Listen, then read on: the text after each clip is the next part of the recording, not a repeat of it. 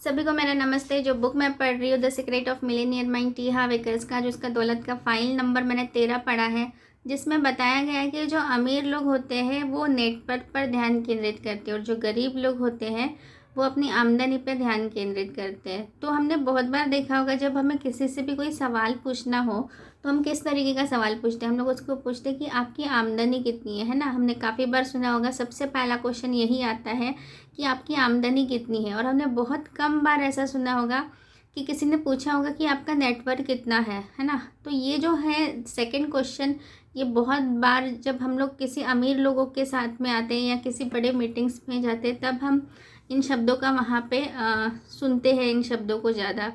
तो यहाँ पे जो दौलत का सिद्धांत बताया गया है वो इस तरीके से बताता है कि दौलत का सच्चा पैमाना हमारी आमदनी नहीं, हमारा नेटवर्थ कितना है।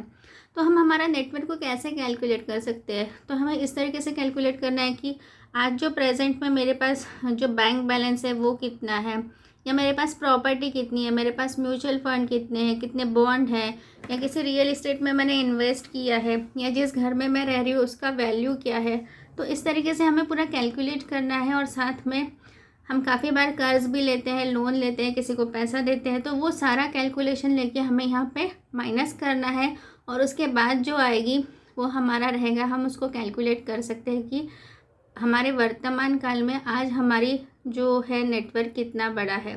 तो यहाँ पे 4 चीज़ें बहुत इंपॉर्टेंट बोली है। जब भी आप अपना नेटवर्थ का जो कैलकुलेशन करना हो तो 4 चीज़ें बहुत इंपॉर्टेंट होती है। एक होती है आमदनी, दूसरा होता है बचत, तीसरी होती है निवेश कितना किया, और चौथी होती है सरलीकरण। तो ये 4 चीज़ें यहाँ पे बहुत इंपॉर्टेंट बताई गई है। और एक छोटा सा एग्जांपल यहाँ पे बताया गया कि मान लो एक बस है, उसके 4 पहिए और मानो एक पहिया काम नहीं कर रहा है, तो वो बस कैसे करेगी। वो थोड़ी सी ऊपर नीचे होगी, हमें अनकंफर्टेबल सा लगेगा, शायद हमें धक्के भी लगेंगे, है ना।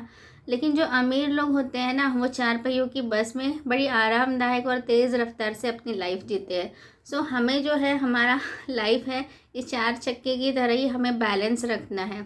तो अब यहाँ पे बताया गया कि एक चीज़ जो होता है ना, कहते हैं कि आपके पास जितना ज़्यादा पैसा है ना आप उतना ज़्यादा खर्च करते हो। सोचो, मान लो कि आपके पास एक कार है और आपकी अगर और भी आमदनी बढ़ रही है तो आप क्या करेंगे, दूसरी कार लेंगे। सपोज़ आप किसी अच्छे से घर में रह रहे हो और यहाँ पे भी आपका जो सैलरी है या जो भी इनकम है वो और बढ़ रही है, तो हम क्या सोचेंगे, दूसरे बड़े घर के बारे में सोचेंगे। तो यहाँ पे हो क्या रहा है, जैसे जैसे हमारी आमदनी बढ़ रही है वैसे वैसे हमारे खर्चे भी बढ़ रहे हैं। तो ये इस चीज़ का हमें ध्यान रखना चाहिए, जो हम बहुत बार नहीं ध्यान रखते और बहुत ज़्यादा पैसा हम लोग खर्च कर देते हैं और इसीलिए हमारे पास कुछ नहीं रहता है। और यहाँ पे और एक चीज़ बोली गई है कि एक दौलत का सिद्धांत यहाँ पे बताया गया है कि जहाँ ध्यान जाता है वही ऊर्जा प्रवाहित होती है और परिणाम प्रकट होते हैं। तो आपकी ऊर्जा जहाँ पे जाएगी, आपका ध्यान जहाँ पे जाएगा, वहीं से आपका परिणाम प्रकट होने वाला है।